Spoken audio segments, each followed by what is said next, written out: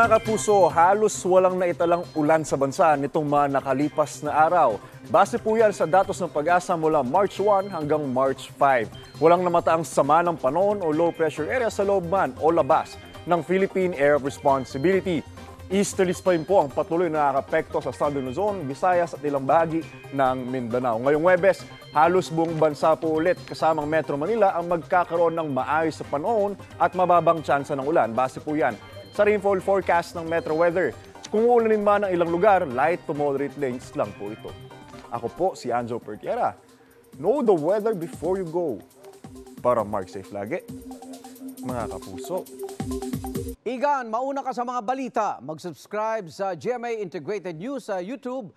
Sa mga kapuso abroad, subaybayan nyo kami sa GMA Pinoy TV at sa www.gmanews.tv.